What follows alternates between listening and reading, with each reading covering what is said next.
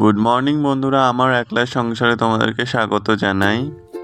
আশা করছি তোমরা সবাই ভালো আছো। আমি আজকে যাচ্ছি মেট্রো স্টেশনের ভ্রমণ করতে। তোমরা হয়তো ভাবতে পারো কি পাগল নাকি, মেট্রো স্টেশনের কি ভ্রমণ করবে। আসলে আমি যেখানে থাকি সেখানে নতুন মেট্রো স্টেশন হয়েছে, তাই আমি সেটাই দেখার জন্য যাচ্ছি যে কেমন কি হয়েছে মেট্রো স্টেশনটা। অবভিয়াসলি আমার দরকার পড়ে, আমি সাধারণ নাগরিক এখানকার, তাই দেখা উচিত না সব ঠিকঠাক আছে কি না।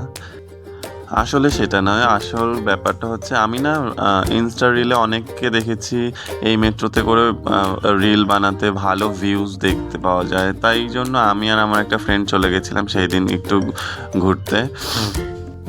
আমরা সেদিন অনেক মজা করলাম, অনেক পাগলামি করলাম। সবাই বলে সাত জন্মের পর মনুষ্য জীবন আসে, তাই 7 জন্মের পর একটা জীবন পেয়েছি, সেটা মজা আনন্দ করেই কাটাবো না অবভিয়াসলি।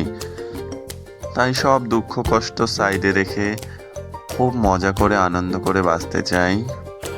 মেট্রোটা যখন চলছিল সাইডের যে ভিউগুলো খুব সুন্দর লাগছিল দেখতে, যেটা ভাষায় প্রকাশ করাই যায় না।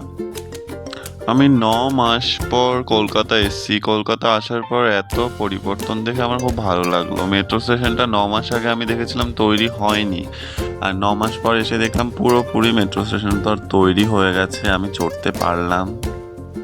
ওই যে দেখা যাচ্ছে সায়েন্স সিটি, তারপর আসবে ITC, royal Bengal, ZW Marriott Kolkata.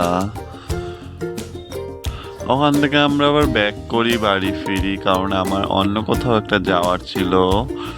আজ থেকে 1.5 থেকে 2 বছর আগে যদি এই মেট্রোটা স্টার্ট হতো তাহলে আমার অফিস যেতে কোনো প্রবলেমই হতো না।